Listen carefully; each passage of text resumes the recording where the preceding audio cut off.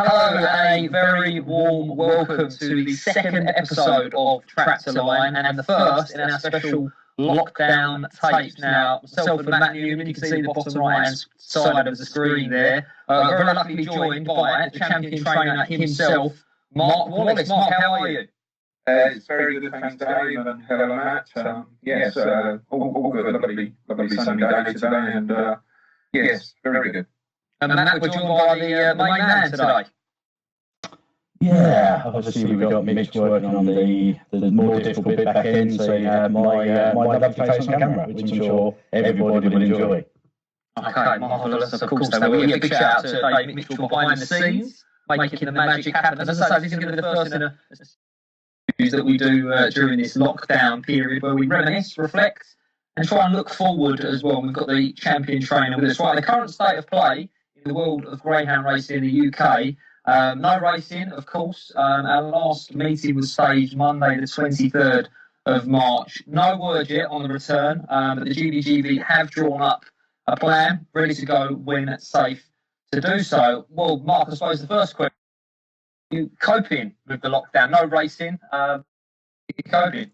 Yeah, it seems an awful long time ago since we had that last meeting at Henlow, and certainly the last open race meeting at Romford. It seems a lifetime ago, yet it's only been 5 or 6 weeks, so I think we can expect at least another couple more weeks. But yeah, it's strange. It's eerily strange. But the main thing is that we can keep all our dogs happy and fit as we can. We're pretty isolated over at the kennels, and to be honest with you, it's a joy to go over and work. We're very fortunate that we can spend time working with the grounds every day. And we're not stuck indoors, but equally, as soon as we finish working, we're to the guidelines that everybody else does. But it is nice coming over and seeing the dogs. If I'm honest, they're chomping at the bit to go, and it's difficult.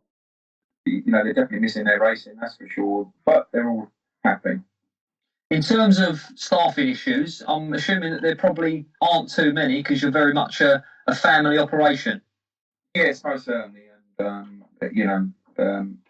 we all work here, myself, Sarah, Daniel and Emily at the kennels, and Sid lives on site where Linda's got a bungalow over there as well. And our other staff only travel a short distance. The only one who's really been affected is Kevin, who's... he's just does our racing and trials and vet runs and everything, and he's a type 1 diabetic, so he's one of the vulnerable people, and unfortunately for Kevin, he's had to stay shut indoors, and we're hopefully, once we get started and he's allowed to come back out, it'll be good to see him.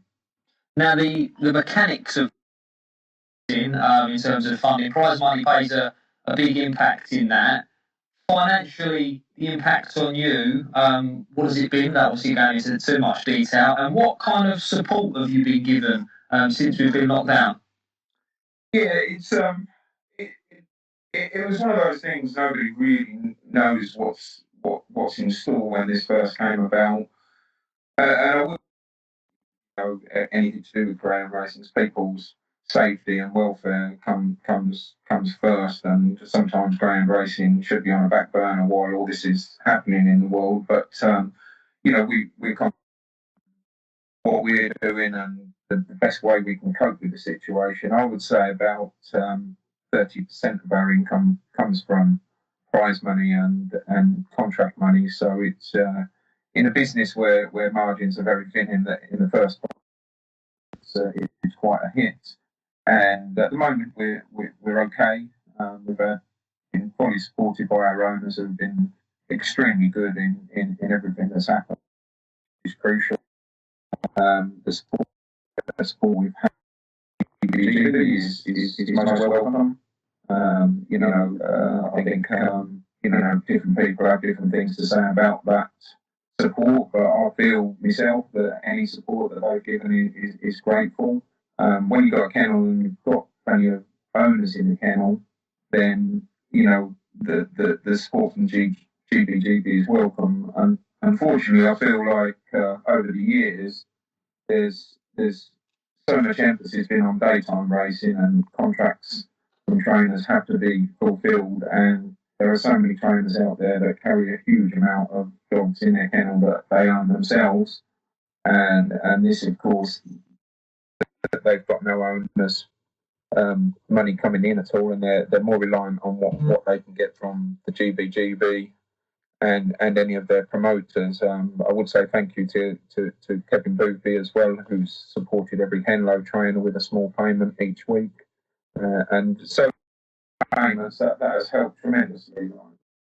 So, yes, I think we will take a hit overall, but it shouldn't be devastating as long as this doesn't go on, for 2 or 3 months more, and then we would seriously be in trouble like everybody else would.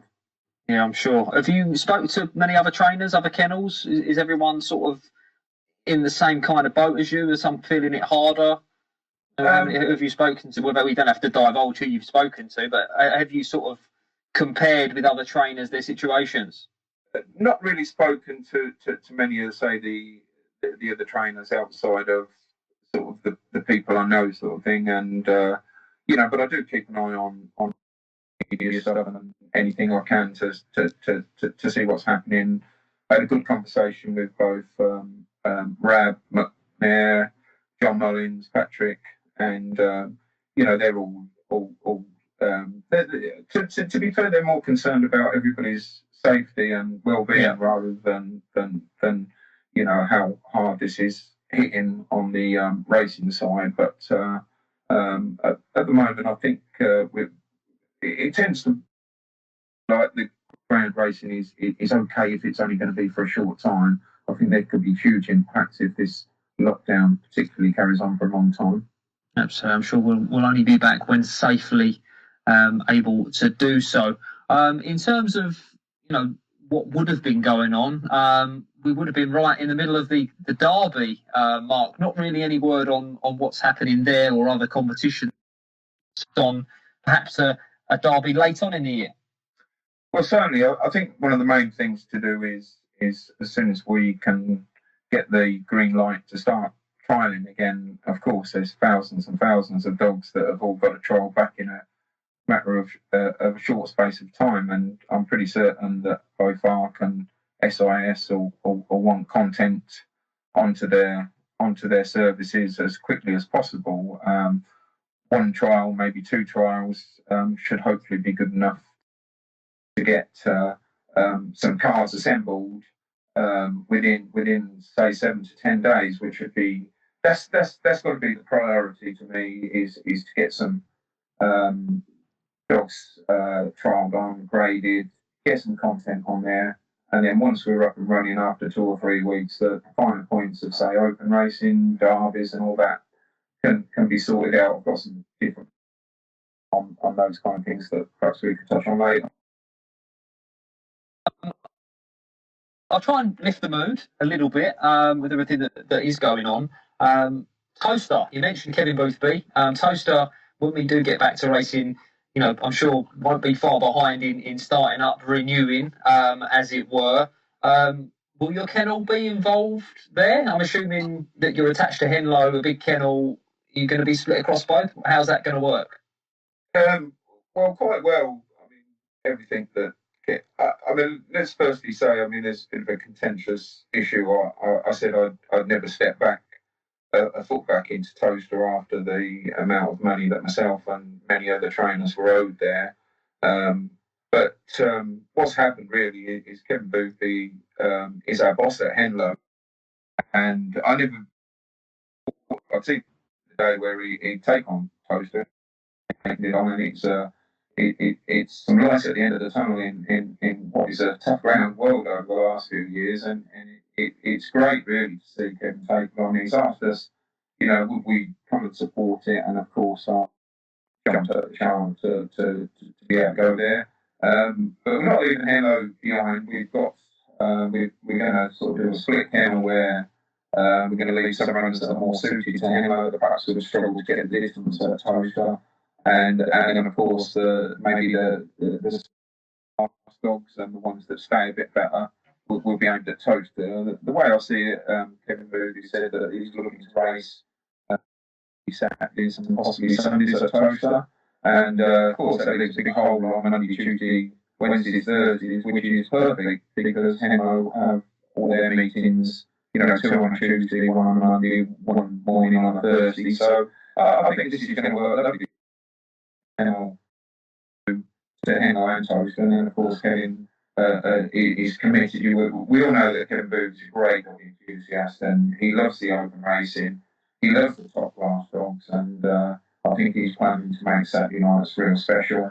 And we'd love to support Toaster with the great facilities there on a Saturday night with our better class dogs as well as some good dogs for their run racing.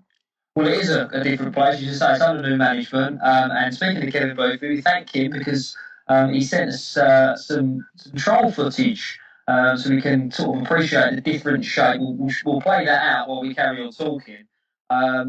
It does look a different place. It looks a real stiff gallop, Mark.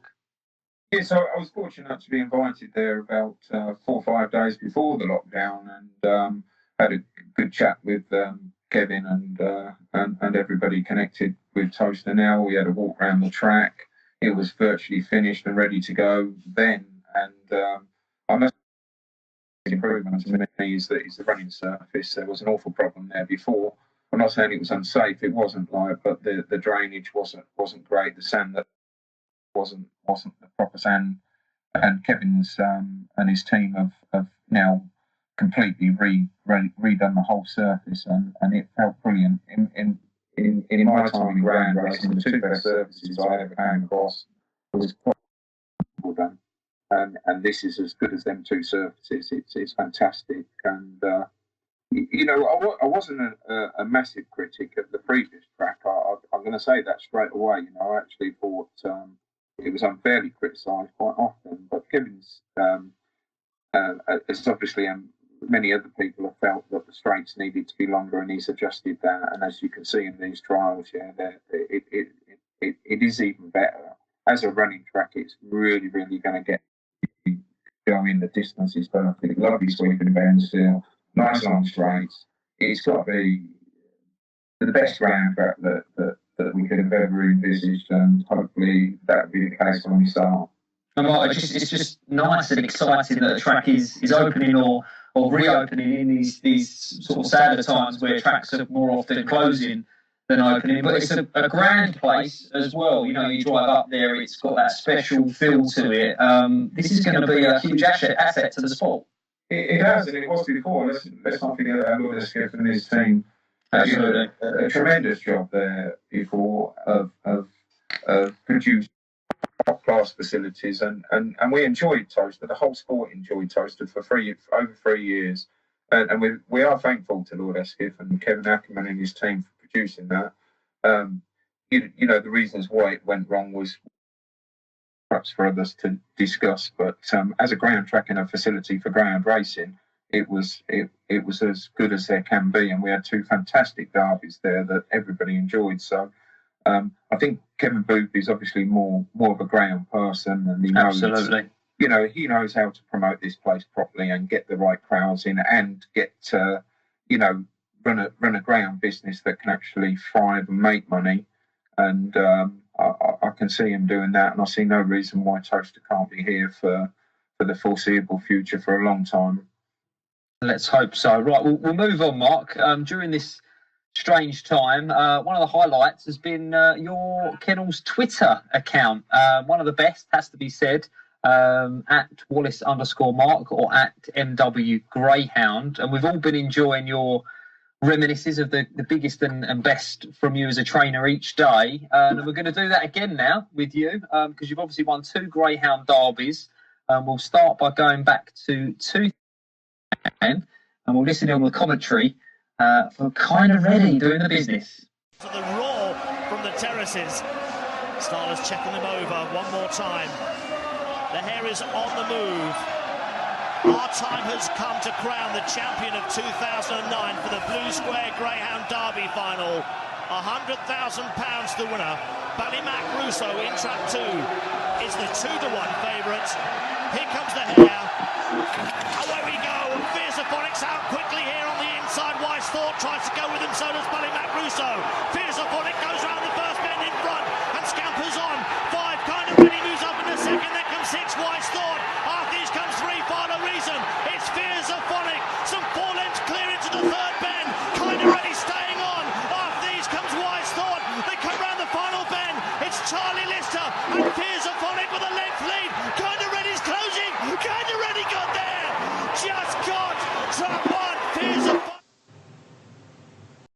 Wow. Now, when you put that tweet out, Mark, with that replay, the line was the greatest moment in my greyhound life. I'm sure as a trainer, everyone wants to win the Derby. Well, for sure, and the more I play the replays of that Derby, the more I could never get tired of watching that particular race, as you wouldn't. It's without doubt the highlight of my greyhound career. And firstly, I have to say thank you to Emily, my daughter, who's she's the reason why we're so strong on this social media stuff, and Sarah, my wife, she helps a lot. And I think it's so important, the social media side of the sport today. It's really, and I have to thank Emily especially for doing all the stuff, not just on Twitter or helping me do the stuff on Twitter, but our Instagram page is fantastic. If anybody wants to visit that, of course, our website is also key to everything, really. And we've had our website for nearly 14 years now, and it's still really strong. I still thank Nick and Maureen for helping me do that website. And so we were able to show a daily archive race from Imperial Kennels every day, and it's been enjoyed by so many. Of the feedback's been fantastic. And I left a couple of the real special moments till people got used to logging on and seeing these races. And then, of course, how many times have we watched this kind of already? It's been amazing. I think it's gone to well over 10,000 viewers on our Twitter page now, which is great. And how many of them are you, Mark? I think it's impressive once. He stays with once, I think, don't it? But I'm not sure. It's great looking back, and I could watch that race all night and every night. And I won't lie, sometimes if ever there's things going wrong in the world, and you want to cheer yourself up, then stick that video on and play not just the race itself, but the previous rounds, the pre-interview, the derby lunch. And then afterwards, the scene celebration, and probably mean more to myself and my family than most of the people, but it's something that they'll never be taken away from us, and it was just a magnificent occasion. Just quickly on that race, kind of really 25 to 1 outsider, but when you look at the opposition, that has to go down as one of the strongest. I mean, you're not going to find many weak Derby finals, but the calibre of dog in there was exceptional. Yes, the two Mac Dartnells, ones which was obviously one of them was favourite Paddy Mac dog. Russo, yeah. And Martin White's brilliant dog. Wise fault, out wide. Yeah, sorry for prompting me, but it was a fantastic race, and the thing to me, like more than anything, is you'd have thought, especially with an outsider, that bump that kind of already got out the traps where he collided with the dog inside would have put paid to his chances. But what it actually did to him, it actually put him in a position where he could dive on the rails. And as the dogs moved off from 2 and 3, he took advantage. And once he turned in that position, I can still remember watching the race from the stands with Patrick and a couple of other and what have you, and going down the back straight, I thought to myself, wow, we're definitely going to finish second here. Mm-hmm. But who's going to catch one of Charlie Lister's in front? It's impossible. It's absolutely impossible. But somehow he managed to do it. And quite often I think to myself, the brilliant race of Westmead Hall winning from behind, and the legendary commentary from Merrill on that day. Well, this was just as good in my opinion. Really picking up an on fire on the night. His opponent who did his best time in the competition, and he was the post favourite as well, wasn't he? He was indeed, yes, and the bump that kind of really got him, that should have been the end of his chance and wait for another year, but for some reason the dog rewrote the script and produced a tremendous run, and the words of kind of ready's coming, kind of ready got there will live long in the memory. Absolutely. Now, one of 2 Derby wins, Matt, for Mr. Wallis. Absolutely. Won the race for you in 2012 off the back of winning the Golden Sprint at Romford. got yourself on RPG TV at 66-1 as well, I believe, Mark. It was, yes. It was a completely different derby, and I think I've said before, every one of our big race wins has its little story behind it, and you could say something about this and that. But Blonde Snapper was really a fairy tale story.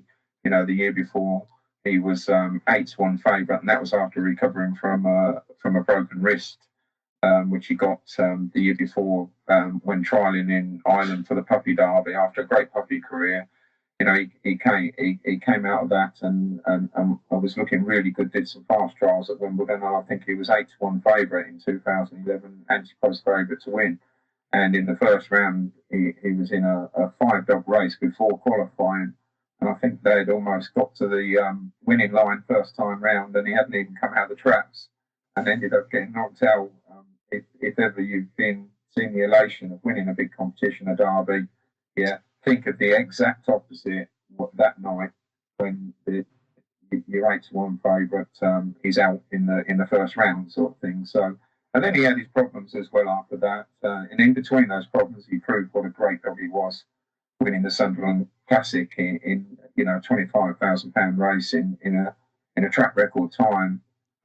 So we knew the dog had it in case of trying to keep him sound, and that was proving really difficult. He was virtually laying after every trial, every race.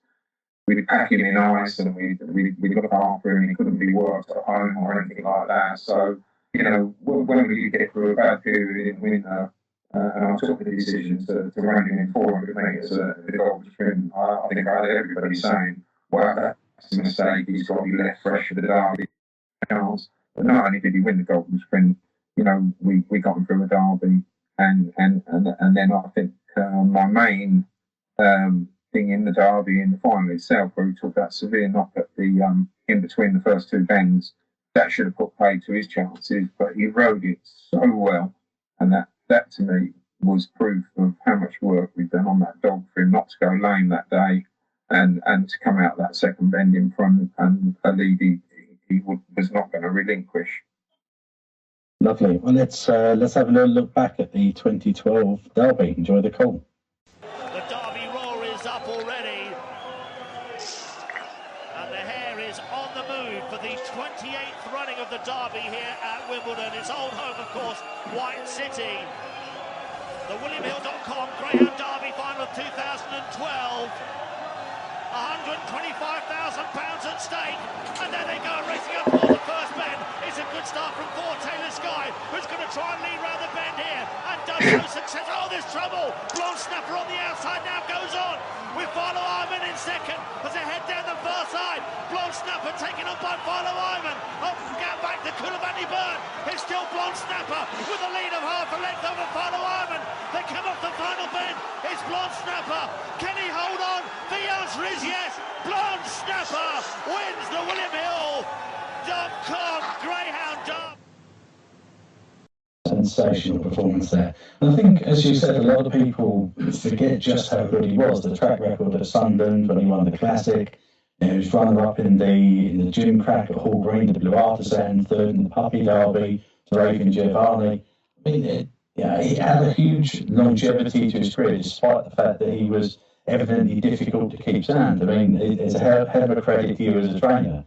Yeah, I mean, is he one of your all-time favourites? Most certainly, Matt. Yes, I think he's definitely the fastest dog that we ever trained. The thing was, his speed actually went when he got that injury, and he turned into just a great race dog. You know, he was still fast enough to break track record. If he hadn't got that injury, I think he could have broke track records everywhere. And you know, he would have won even more competitions. But you know, we also see him second in brilliant Hello Derby behind the Derby champion Taylor Sky. He has some terrific moments in his career. And when he did win the Derby, I must say, I think Matt Arnold he cursed me because both derbies we've won, he's had the two favourites. And I've always said to Matt that, you know, if ever we make another derby final, I hope he's in it with a favourite, because that means we'd have, you know, maybe a better chance of winning, sort of thing. You know, but Matt's a great trainer, and you know, his time will come, I'm sure. But yeah, it was just the absolute best dog that I think has ever come through Imperial Kennels. Just so many reasons why. And we've had some great champions over the years, and he's definitely, in my opinion, the best dog that I've ever trained. So what is it that it takes to win a derby? Different things, different scenarios. You know, we've been fortunate to have won two, and you know, the likes of Charlie Lister, obviously his record of 7 is highly unlikely to be beaten, and I sometimes don't know. I think you've got to start with. You need a dog that's top category world class. You know, I don't think you can win it with a dog that can't win category ones. You know, I love the old format of the quick runs, but I still understand now why that's sort of been taken away from the welfare point of view. I thought that was a real test of the trainer as well as the ground itself.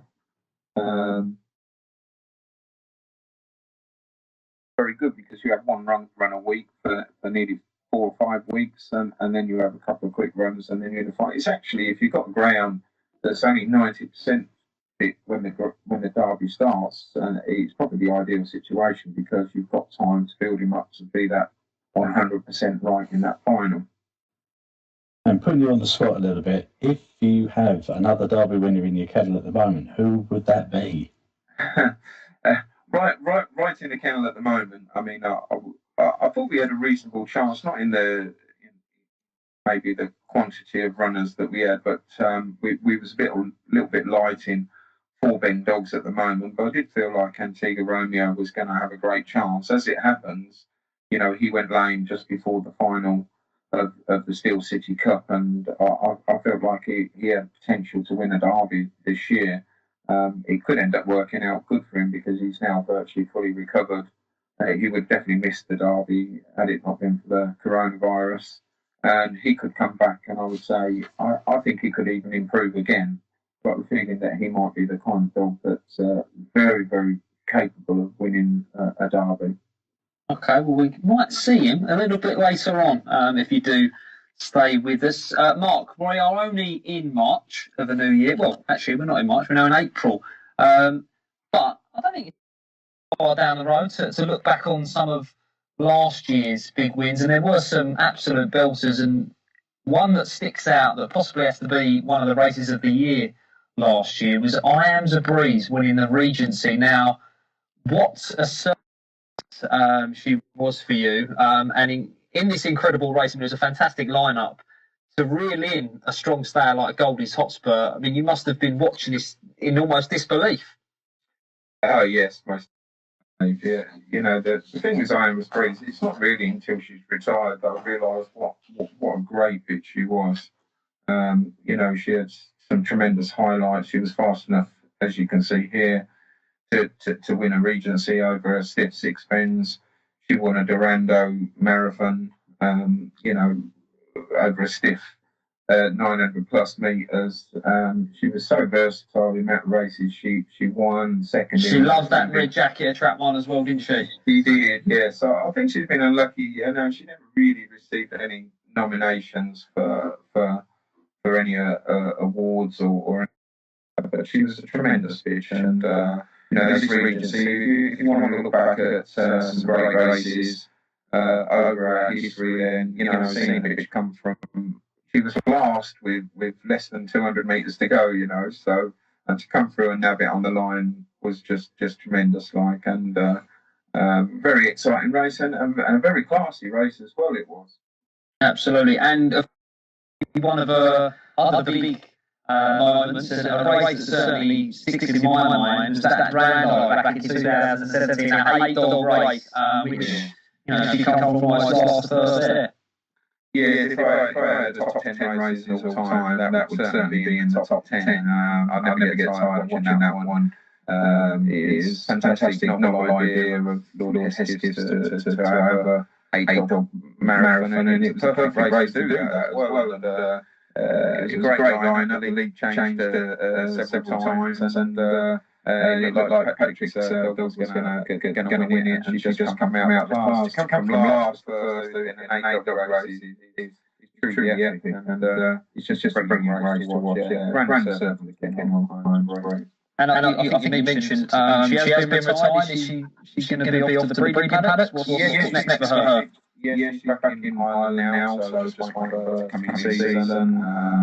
See what the future holds for her, and what her part might turn out to be like. It's sometimes difficult breeding with marathon bitches. They don't always throw that real speed for the young, but for full men type dogs and whatever. But it'll be interesting whatever happens, and see what kind of litter she throws and what kind of distances they run at. Hopefully she'll be having a litter perhaps later on in the year. And Matt, we're off to Romford next, I think, for our next runner.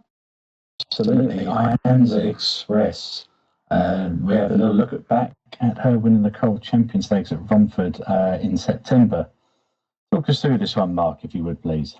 Well, this came at a real good point for us. We'd have, apart from Ianza Breeze winning the Regency, we'd had a real tough sort of few months, and was perhaps not up to our usual standards and everything, and we was probably also changing a lot in our kennel, and we'd got this bitch in Ianza Express from Ireland, and she'd come in and she was already lame. She was recovering from an injury in Ireland, and then she'd come in season, which probably did her good, and eventually we got her on there into this champion stakes. She'd won a maiden stayers, believe it or not, the week before she went into this competition, but she was absolutely awesome, and she drew the right draw in the final, and she was really at a peak, and she was the right age and everything for this, and it was a great win at the time because we was travelling the trainer of the year standings at the time. Patrick was miles clear of us, and that win prompted a real resurgence in our kennel, and we had a great 3 months, one of the best I've known in our kennel's history, and Ianza Express really got us going to start with. Yeah, I mean, she had a good run through the Irish Oaks before she came to join your kennels. And yeah, I mean, you said she came over with an injury. How hard was it to get her back on the track?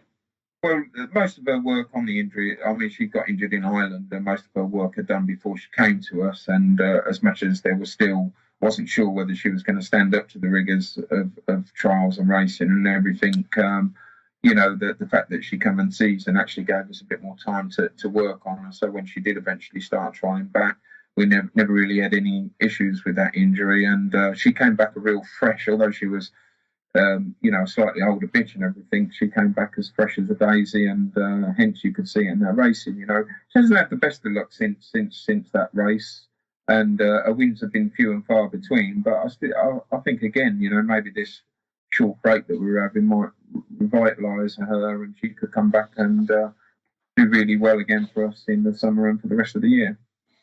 And she has a remarkable strike rate at Romford. I think 14 there. And I plans there to take her back to venue later.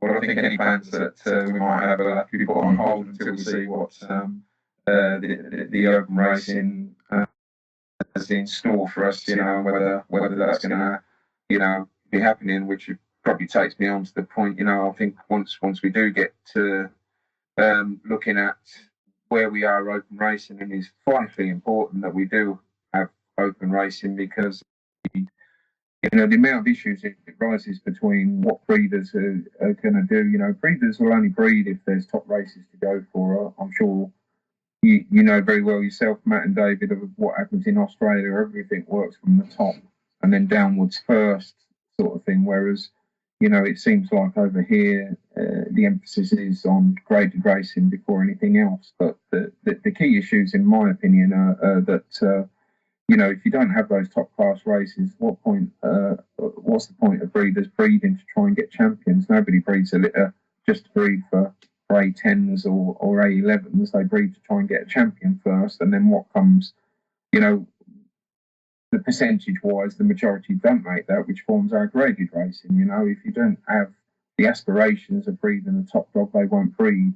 So I think it's pretty crucial once we're up and running, that we need to find out what the appetite is from each promoter, from their sponsors that are willing to sponsor open racing, and then to reform a new calendar for the rest of the year. And if it's not, so we did come back in May, June to the graded racing, from July onwards, we need some sort of format of where we are with the open race competitions, the derby, and all that stuff, or else we will have a serious effect on breeding and owners. The amount of owners that aspire to try and buy a decent dog that can go in a top competition, what have you, is incredible. We have to think of those owners as well.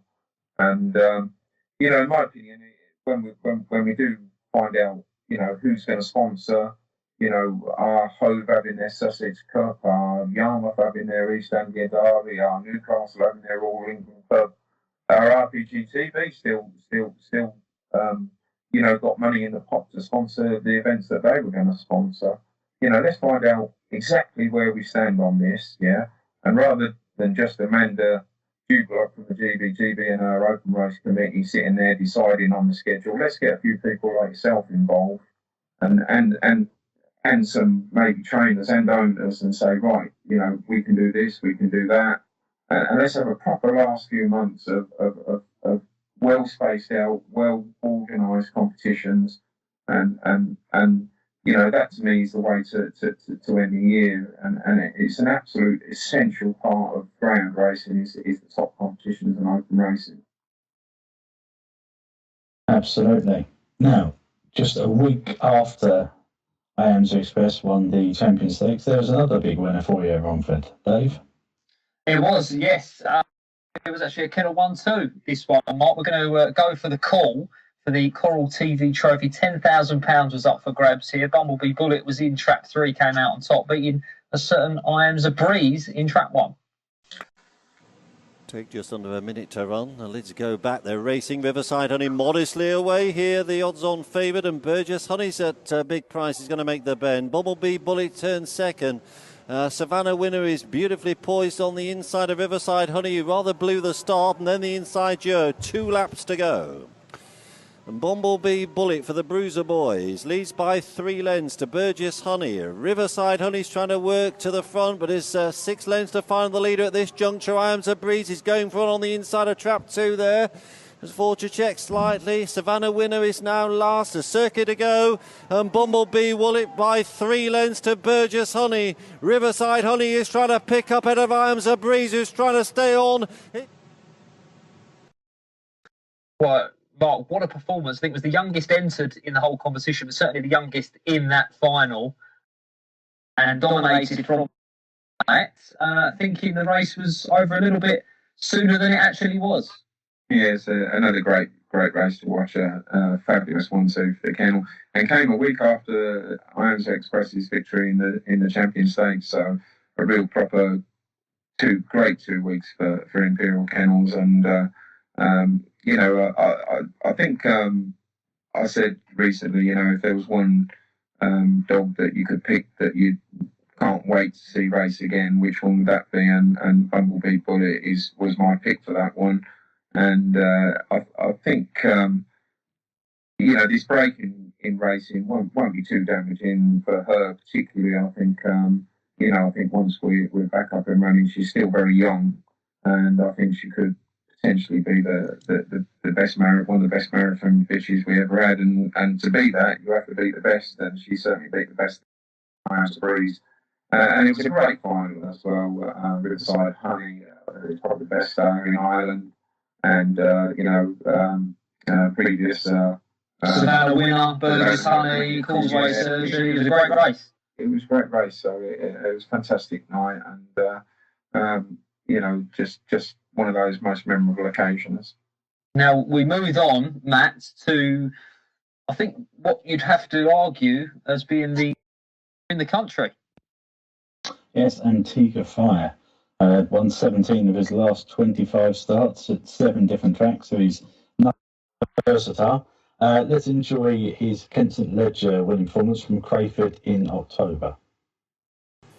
Some 4 metres, 2 complete circuits of the track. Get ready to cheer your selections, and away we go. 5 first away from 6, 3, 1 the inside, 2, 4 on the charge of the first bend. Roxhome Dolly has got round in front for Hayley Keighley at the moment. Antigua 5 in second for Mark Wallis. 1 the inside is shelled down for Kevin Boone. 3 in behind that is Mill Road Susie. 4's towards the outside and 2's the early back marker. 6 to 1 to catch up front though. 5 1 in behind that. They pass us with a lap to go on to the final lap. It's 6 to lead Roxhome Dolly. Out in front, but 5 is gaining ground. Antigua 5 for Mark Wallis outside, taking over. 5 now leads from 6 though. 1 in behind that. 4 staying on from midfield, and 3 they're down towards the penultimate turns though. 5 accelerates clear. Antigua 5 is clear. 4 in second now. Bigoted Bullet closing. They're off the final bend. 5 is clear and going on to win the Kensal Ledger final. 5 wins. Antigua 5 wins for Mark Wallis.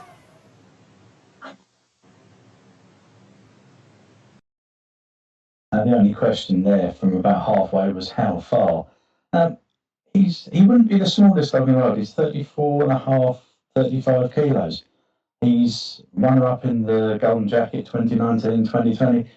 What is it about him that is so he's able to run such a sharp track like Crayford that well? Yeah, it's a good question, Matt. Yeah, he's very versatile. Obviously, we've seen him win on Derby final night, the 6-bend competition there. And he's run some real fast times last year at tracks like Doncaster, Hove, and he's just very versatile. And Crayford's not easy, as we know, but the Golden Jacket always brings the best runners on show, and that was a great final against the Ledger there. That they stepped that one up to a Category 1, and he took full advantage, but he had a good field there, and it was a deserving victory for a very, very good dog. Top stam in the country, you think? Sorry, Matt. Top stam in the country, you think? I think so. I mean, there's plenty been said about it over the past, few months and leading up to it. His problem was that he ran both 6 and that sharp 8 bends, and it sort of didn't help his cause in winning awards and everything, but that doesn't worry us. You can see in that final again, there's no Category 1 final that's a give me. They're so hard to win. Again, that was all the finals that we're showing there. They're class lineups, and they're so difficult to win. And I'm sure this dog's still got plenty in the tank, and we're best. We're quite looking forward to perhaps taking him to Australia to take on a dog that somebody keeps talking about, Captain Dynamite, So, if somebody wants to pay our airfare over there, we'll give that a go. That'd be quite some race. I mean, how difficult is it? Because you have this kennel full of staying stars. How difficult is it to keep them apart as best you can? Yeah, it's difficult because we never really sort of try and get loads of stayers or loads of 4-bend dogs. I've always said to myself, it's running an open race squad like ours is like being a football manager. You need different dogs in different positions. You need a sprinter, you need a short 4-bend, a middle 4-bend, a stronger 4-bend, a short 6-bend, a stronger 6-bend, and marathon dogs. You can equally have a dog that runs 714 Crayford, but it won't get a marathon. So I've always tried to, if we're short in one area and everything, trying to sort of plug that gap if we can buy the right type of dog to go in that. We don't have a massive open race team. I think many people have got this vision of us having 40 or 50 open race dogs. We've never had that. The most we have is sort of between 12 and 20. And 80% of our dogs are graded and coming through the grades at the tracks that we've been attached to: Henlow, Toasty, Yarmouth, Harlow, and of course Walthamstow, most famously, and Romford before that. There's always been, the emphasis has always had to have been on graded racing first, and then the open racing is just the cream on the top. I mean, me personally, as a person and as a trainer, I don't think I could actually train just to do graded racing. It's competitive person. I need to try and the goal is to try and win big championships, big Derby final, big Category 1 races first. But secondly is keep show on the road. and that can only be done by having a decent amount of graded racing, which really pays the wages each month, sort of thing, and keeps our head above water, guys. So I'm thankful to have those graded runs. It gives us a chance to then go open racing, which we seem to have mixed the two very successfully over the years. Yeah, now, Dave, there's another potential star stayer just on the scene recently. Yeah, we're going to move on to some of the dogs currently in the kennel, Mark. Seeger Fine, well, for me personally, is the top stayer in the country. If there's a greyhound out there to wrestle that crown from him, that'd just be a certain I Am's a Royale. How exciting is she? Oh, very exciting. I love this bitch when she come over. From Ireland. She hadn't got too much on her card, and the lads told me, "Oh, this is going to be a great stayer," and you always take those sort of comments with a pinch of salt. I gave her a first trial actually straight in a 480 trial at Monmore, and I see her flying around that day and thought, wow, this is a nice bitch, and then the next day she was in season, so we had to wait a few months for a day, but I had a couple of runs back at Hope just to get a fit over 4 bends, and then once we unleashed her on the 6 bend circuit, it is incredible, so exciting. I've never been so excited by a staying bitch as this one, and the win she's had coming from behind is incredible, and she's yet to take on those superstar dogs like Antigua Fire, and that was just about to come in the Regency, which unfortunately had to be cancelled just before we got to see her in what was likely to be a real hot competition. But hopefully, again, she's fit and well. She'll be raring to go when she comes back, and we hope to see on the open race scene as soon as it's up and running. Let's have a look at her in action. Why she races from Trap 2 here. We'll enjoy the commentary from Sheffield and what was a remarkable run.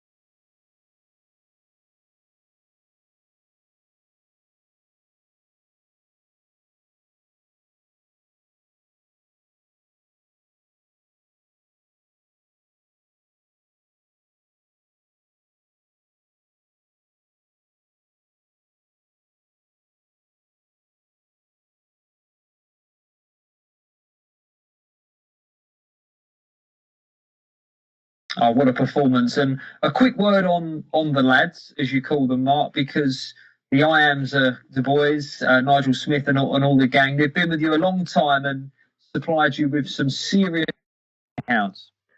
Yeah, so mostly stayers. They said to me from the start that, as much as they don't mind having a mixture of dogs, and the Ground Derby wasn't on their hit list, it was to win a TV trophy.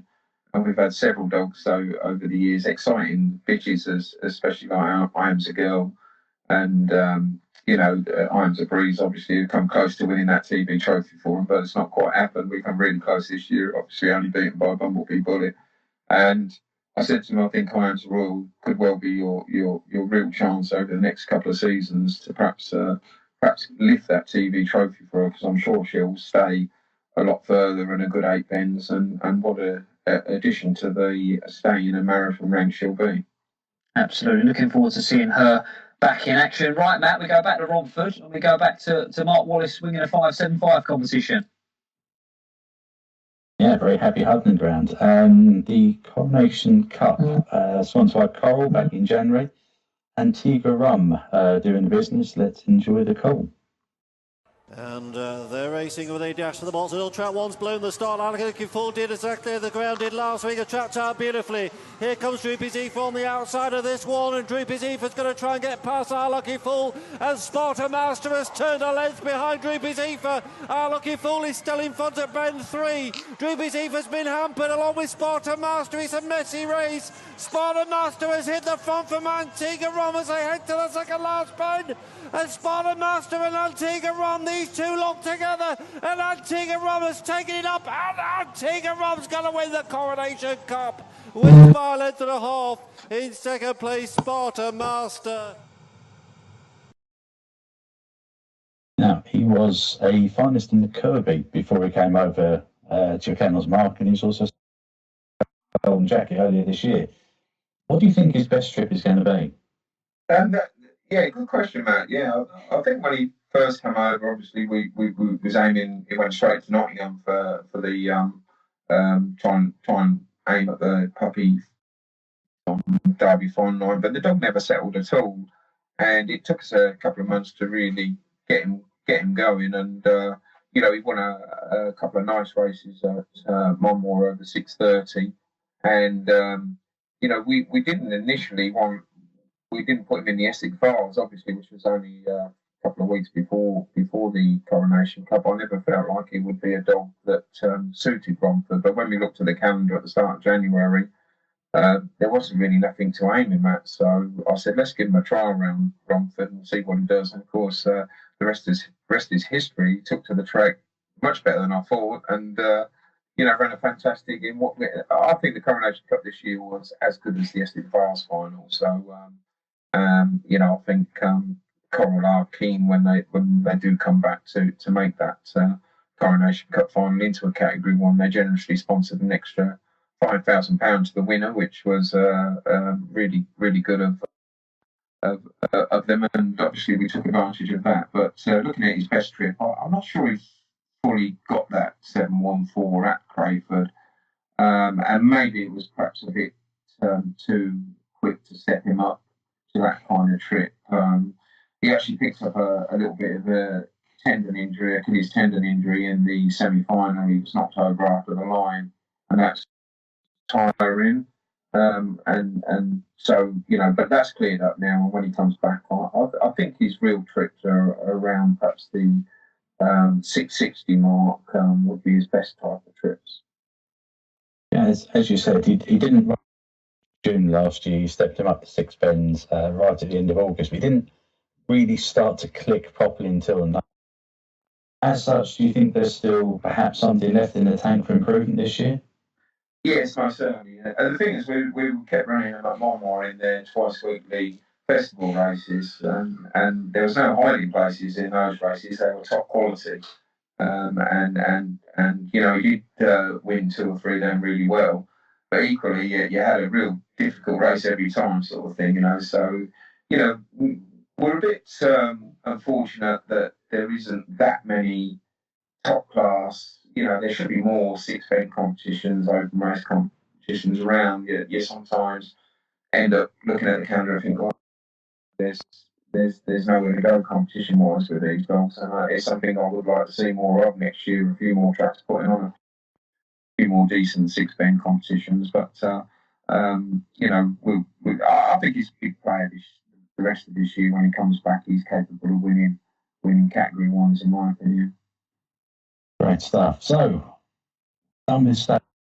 Let's go on to some 4-bend dogs, Dave. Yeah, from one Antigua to the next mark, and a dog that you mentioned a little bit earlier on. We'll have a look at him winning the semi-final of the Coral Winter Derby down at Hove. That new trick is actually the track record holder there as well. He's a dog who starts and stays the full package. See him the orange jackets of it's in track 3 here. Apologies, grinding down the leader here, Mark. And as I say, he starts and stays.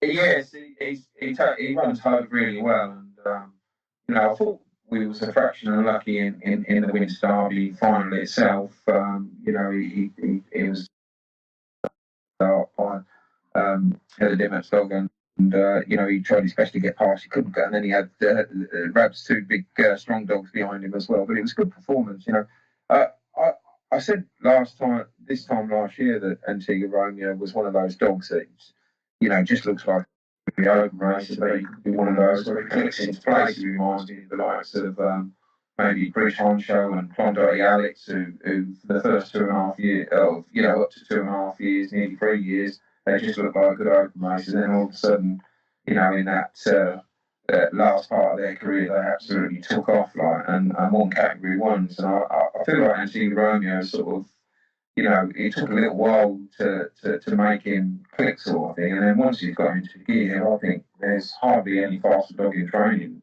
over 4 bends up until when we had the break and his small injury, you know. So I think he's capable of beating the very best in training and winning top competitions. I really fancy him for the East Anglian Derby, those kind of competitions. Lovely, and I'm sure another of yours that might have a say in that, Matt, is Antigua Breeze. Absolutely, only in March 18, well, so barely out of puppy status. Let's have a look at him winning the Ladbroke Trafalgar Cup heat back on the 23rd of November. He's a huge amount of early pace, this dog. Has he strengthened up over the winter? Yeah, that's something that we've not really found out yet, because he'd only had a couple of races when he came back from a short layoff before we stopped. And, you know, he did win at Monmore. I think 480 at Monmore is his top, you know, that's his maximum trip. He's all about early pace. He's plus kilos, this dog. You know, bred by and you know, the reason why we added him, we actually was really interested in buying him, that we'd always loved to have a top British bred dog in the kennel, going back to the likes of your Calco Flyers and Jazz Apollos, and we hadn't really got a top British bred star, so I was really interested in buying this dog, and you know, he's come to us and did really well to start. He's got beat in his 2 puppy finals and got accepted into the juvenile, which we had in February and start of March, and was none the Ice on Fire. I think he's got a great career ahead of him. Not sure he's going to be the kind of dog that's going to win top class 500-metre competitions. You know, he may have to take a step back in trip to the slightly shorter trips, but still a great dog, and you know, he's still young and very lightly raced, so who knows, he could even improve, and his stamina could improve as time goes by. It's certainly an interesting one, just 13 months under his belt, so some great dogs we've talked about there with you. Yes, fantastic, yes, it's, you know, the likes of, you know, Irons Royal and Bumblebee Bullet, Antigua Breeze and Antigua Romeo and Antigua Fire, probably our sort of 5 of our real top dogs that can't wait to see you know, the open racing get back underway, and hopefully the chances of winning competitions later in the year. Now then, Mark, we have pinched a lovely little montage from your Twitter account that we're going to show. I'm going to throw it out to you. If we were to invite you back in 12 months' time, who do you think would be the dogs that we would now be talking about? Perhaps give us 1 or 2 dogs. Well, yeah, certainly. Irons Royal there. He was a dog that should still win plenty of races. That bitch there, Smile a Mile, that's a Bruiser's Bullet and Drooper's Achieve pup. Yet to hit the tracks. What striking bitches you can see by that. We're hoping that she'll turn out to be really good. Yes, we got some plenty of new dogs in the kennel, and these are lovely pictures, by the way. I've really enjoyed looking at these.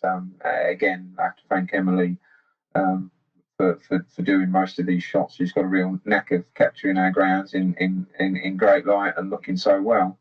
But yeah, some of these are not all stars. They're just good dogs that we've got that run around Henlow, and hopefully some of them to Toaster. There's an interesting one there that's just gone in the shop there. Sober's Express, who's a new dog. He's all was marked up and ready to go. He won a competition at Kilkenny, and is a decent dog for Ray Hatton. And we're very much looking forward to seeing him run. He's hopefully going to be a 4-bend, top 6-bend later in the year. Great shot of Antigua Breeze there. What a magnificent looking dog, as I said, 39 kilos of him there nearly. Really nice. But this Longacres Mikey, they started off in bottom grades at Henlow. We've got them to win up opens at Hove and places like that just before the break. We was having a terrific strike rate of winning opens everywhere. And, there's the boy himself, Antigua Fire. I still think he's got loads to offer. And tell me if there's not a better looking bitch in training than Bumblebee Bullet. Absolutely. Absolute stunner, and really love her. Typical Blue Boy, obviously, our last competition finalist was second in the Golden Sprint. And again, a dog bred by our partnership kennels in Ireland by Energized Kennels with Gary Golden, and Typical Blue Boy is one of a number of dogs that comes from those kennels. And we've got the next litter of Avantra Avitas that are due to come over in the next couple of months, and they'll be for sale for any prospective owners who want the sport. We've got a lovely litter of Avantra Avita, and look at our website and you can view them over the next couple of months. So come on then, Mark. I've got to put you on the spot. I'll let you give us 2 dogs to follow. Racing in a few months' time. Who are going to be the dogs that we've perhaps not seen, maybe not even seen race yet, that are going to be flying the flag? Well, the 2 dogs that you haven't seen racing yet, and I'm really looking forward to most, are a dog called Hardy Rebel. It's come from a good friend of ours, the Trainer Mark Wallis. Some great dogs. He's convinced we got this pup, and Trevor Burfitt, who owns ANC, and Luke Chips has purchased this dog. I think we got him at a lovely price, I might add, and he's unraced, and he's come in the kennel. I'll say there's a vast amount of improvement to come from this dog, Hardy Rebel. That's a name to watch out for. You can get his trials. And one that I've already mentioned is Soap's Express, who's already got some nice runs at Kilkenny. I do love the form from Kilkenny. We won't lie, he wasn't a cheap purchase by any stretch of the imagination, but realistically priced, in my opinion. And he's 3 for 3 at Kilkenny, and he looks a real nice type. I've got the feeling he lacks just a yard of real early trouble the class 4-bend dogs. But I bought him with a view to him being a major sort of 575 dog, perhaps the next Adagio Bob or something, maybe next year. Well, something I did want to touch on with you before we move on to other matters. Training dogs is part and parcel of it, but something that stands you apart from perhaps some of the other top trainers is your eye for a dog, your placement. What is the secret? Sometimes we see dogs lining up, you think, well, I'm not sure about this one, but you know where to put your dogs and achieve so much success. Thanks, Doug. That's kind of you to say so. I think realistically, I always look at the calendar, and we look at the Category 1 schedule first, and see what dogs that we can aim for there, what dogs might be suited, whether whatever distance, whatever trip sort of thing. We like to always have something going into the Category 1 races. There's actually loads more Category 1 races than there actually is Category 2s. Category 2s are quite a few, and of course you've got to think of financial point of view. You can't just suddenly put one dog in a van and travel all the way up to Newcastle just for one race. It's not very cost effective. So quite often we're looking at what's the best case for us. We've got large London sort of area ownership. So Romford on a Friday night. We've always loved the buzz of racing at Romford Friday, and you'll always see how can I heavily support those races. And as you can see, especially from last year, with a great deal of success. And I can see an ideal situation where we've got top class runners running at Romford on a Friday night, and then on a Saturday night we move to Toaster, where there's going to be a real abundance of top class races, hopefully, that Kevin's going to put on Saturday night. What 2 great nights racing to go for. So, I'll be looking to really strengthen our kennel up for both those nights. And you could have different dogs that will suit a Romford to the ones that suit Toaster, so we can sort of split our kennel the right way to go to those places. And of course, if there's any Category 1 competition that's around the country and we feel like we've got a dog that can get to the final, then they go in the van and off we go. Fantastic. Right now, Mark, I do want to ask you yourself, everyone involved in the game, after racing, that retirement welfare is absolutely paramount. What have you made of the ongoing friction between the GBGB and the Greyhound Trust? Well, it goes without saying, always been at the forefront of the welfare. That's sort of paramount of importance to our kennel, and we've retired. Any dog that's retired from our kennel, we've always found them at a home ourselves or through one of the schemes. I've been very fortunate to use some great rehoming centres at the moment. Tracy Parbury from the Hall Green Trust is fantastic, and they love our dogs coming into them. And I speak to, and also from the Lincolnshire Greyhound Trust with Kevin Stowe. He's very helpful to our kennel, and a couple of others as well. Kevin Booth is very strong on all the retirement. So, the main thing I have to say when I do speak to these branches is how much dissatisfaction there is with head office at the moment, and it's only recently that you hear these kind of things. And as much as it's hard for me to say when I don't know the real sort of ins and outs of everything, But to me, when an owner or donates anything to the retired grounds, they want to see that money go directly towards the dogs. They don't want to see that money tied up in administration costs and fanciful projects that seem unrealistic.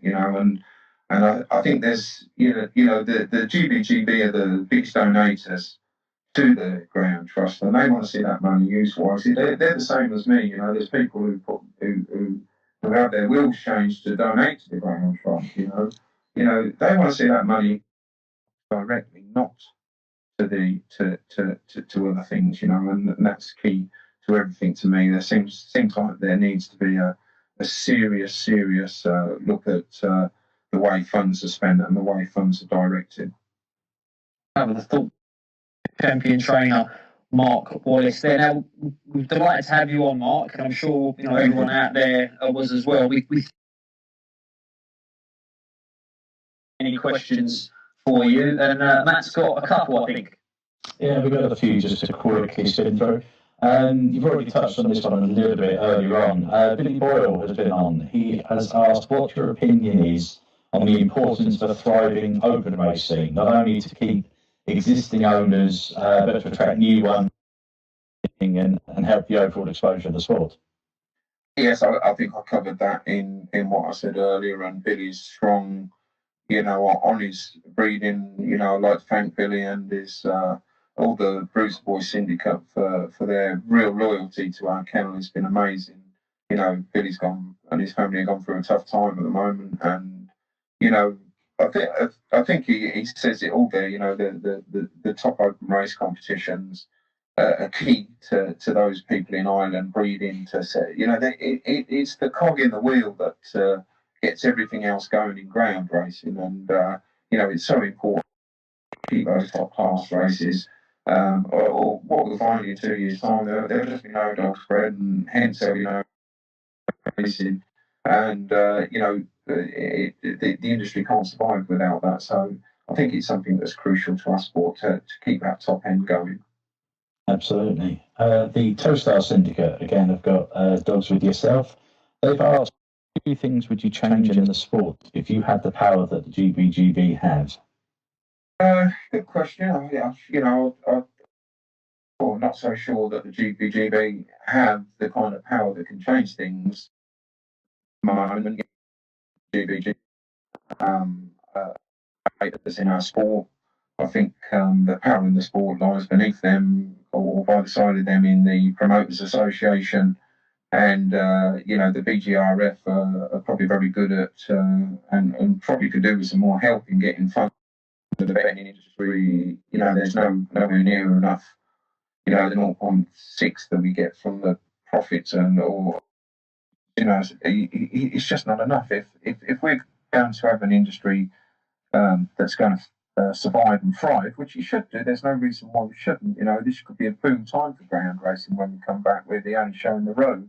If the money that is betting industry is going to take on, larger has to go back into the sport. But one of the crucial things once it goes back into the sport, that money has got to be wisely spent.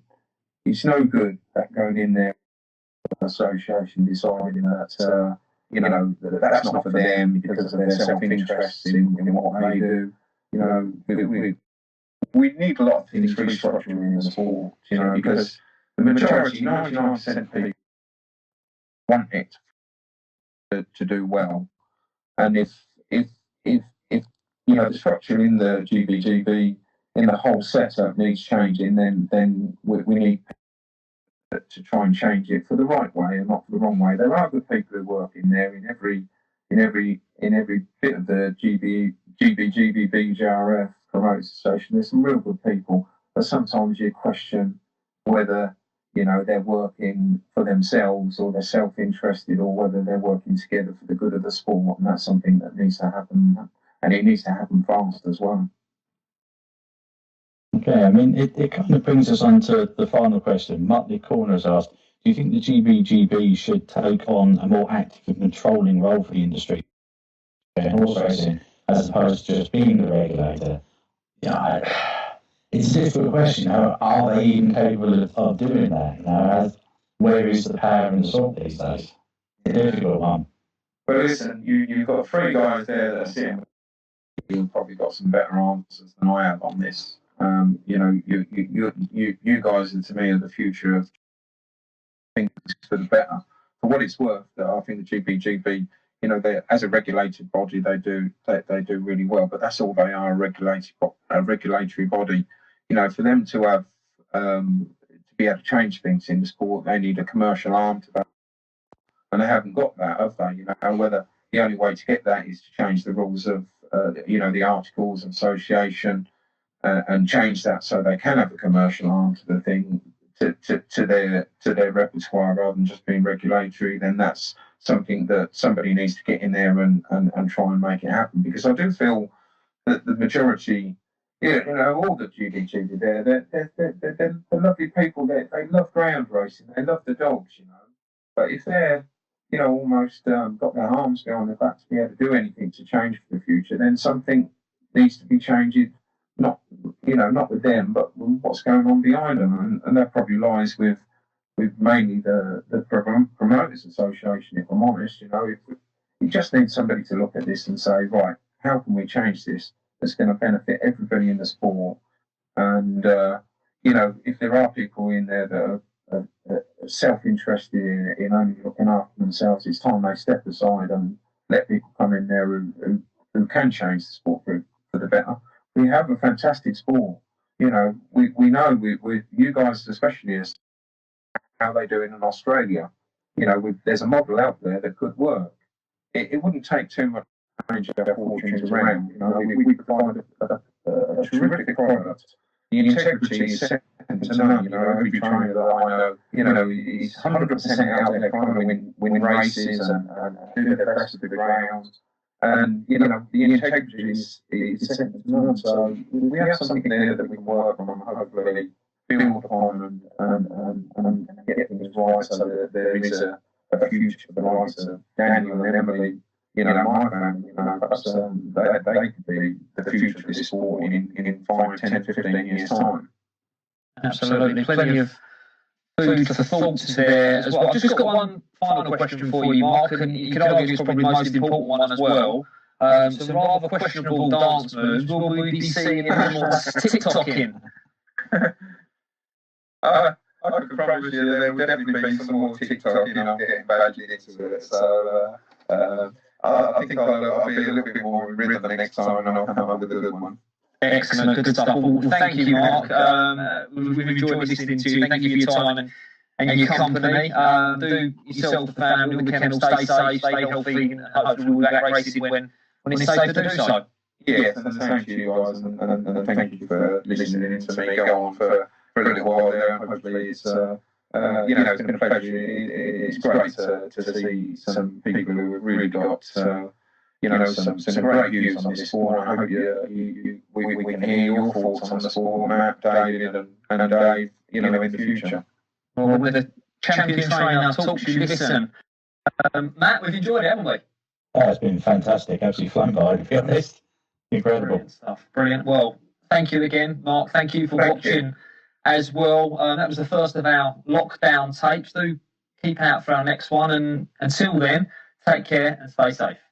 Thank you very much.